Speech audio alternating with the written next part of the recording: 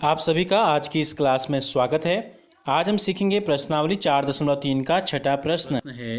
एक अचर बल लगाने पर एक पिंड द्वारा किया गया कार्य पिंड द्वारा तय की गई दूरी के अनुक्रमानुपाती होता है।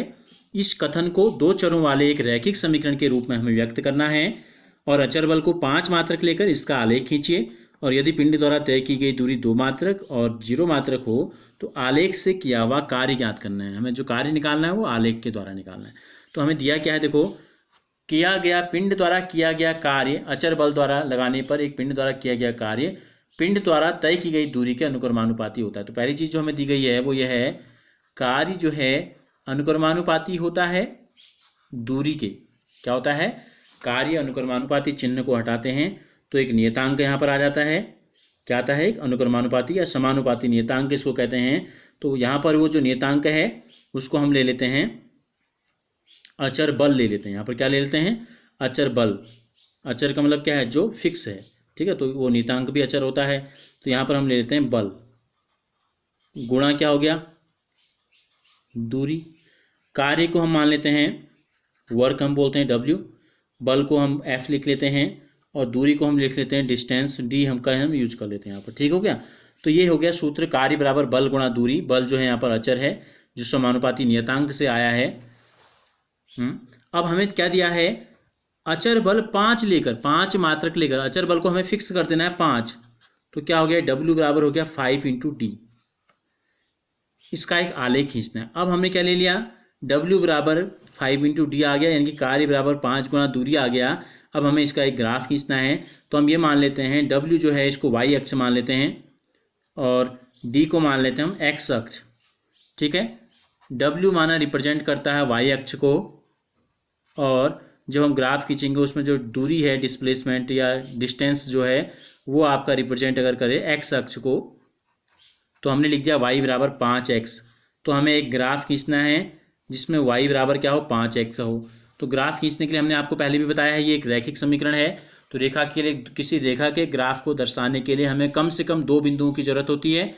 यदि हम इस समीकरण में x बराबर 0 रख दें, देखो x का मान अगर हम 0 रख दें तो कितना हो जाएगा? y का मान भी कितना हो जाएगा? 5 गुणा 0 बराबर 0। तो x बराबर 0 रखने पर y का मान भी क्या आ गया? 0 आ गया। मूल बिंदु के निर्देशांक हैं।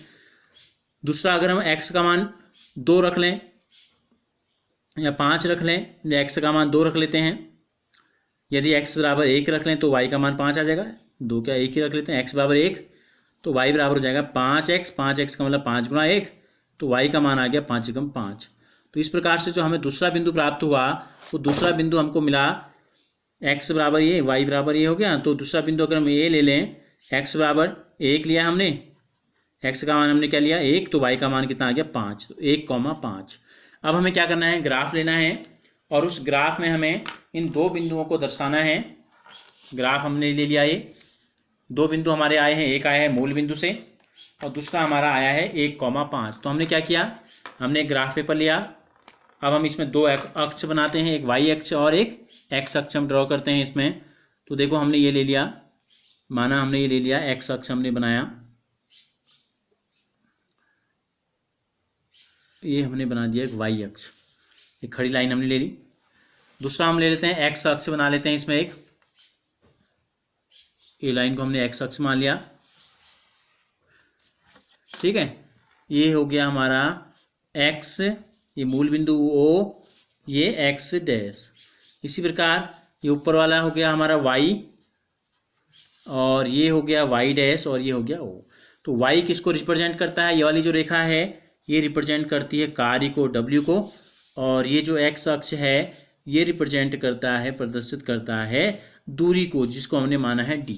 तो पहला बिंदु जो हमारा आया था वो आया 0, 0 मूल बिंदु, और दूसरा हमने x बराबर 1 रखा तो y का मान कितना आया? 5। तो y का मान कितना आया? 5 आ गया। तो हम क्या रखेंगे? 1,5, 1,5। अब हम क्या है? यह है 1। अगर हम इसमें जो पैमाना लें, एक एक खाने को ही हम 1 मान लें, तो देखो यह है 1। ठीक है, और एक x बराबर 1, y में 5 खाने ऊपर जाना है हमको, 1, 2, 3, 4, 5। तो ये है बिंदु, ये जो बिंदु है इसको हमने a माना था, यह है 1,5। क्या करते हैं? इन दोनों बिंदुओं को मिलाते हुए एक रेखा खींच देते हैं। तो ये तो हो गया इसका आलेख। जो शर्त हमें दी गई थी उस शर्त को हमने क्या किया, एक रैखिक समीकरण में बदला, और रैखिक समीकरण में बदलने के बाद हमको ये ग्राफ प्राप्त हो गया। ठीक हो गया। अब हमें क्या करना है, हमें करना है इस ग्राफ को देखकर हमें प्रश्न के उत्तर पूछे। क्या पूछा है हमसे, हमसे पूछा है यदि दूरी 2 मात्रक और 0 मात्रक हो तो आलेख द्वारा किया गया कार्य ज्ञात कीजिए। तो आलेख को देखेंगे। अब दूरी हमने ले रखी है, पहले में दिया है 2 मात्रक, हमने ये माना है 1, ये माना है 2, यह है 3, यह है 4, यह है 5। तो देखो जहाँ पर दूरी 1 है वहाँ पर कार्य कितना है, यहाँ से हम सीधे ऊपर जाएंगे। ऊपर जाने पर हमें क्या मिला, जहाँ पर ये ग्राफ टच करेगा इसको वहाँ पर हम y देखेंगे। तो ये देखो कितना है y, 5। तो यानी कि इसका मतलब ये है जब दूरी जो है 1 मात्रक है तब कार्य कितना करना पड़ रहा है, W बराबर 5 मात्रक। ठीक हो गया।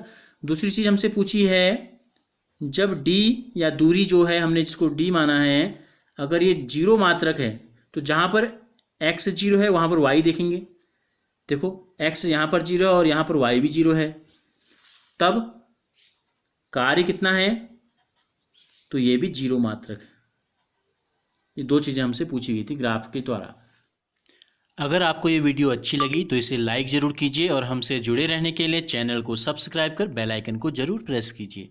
और अगर आपने इससे पहले के वीडियोज़ नहीं देखे हैं और आप देखना चाहते हैं तो सामने जो आपको लिंक दिखाई दे रहा है क्लास 9 मैथ्स वाला, इस पर आप क्लिक करेंगे तो अभी तक के सारे वीडियोज़ को आप क्रम से देख सकते हैं।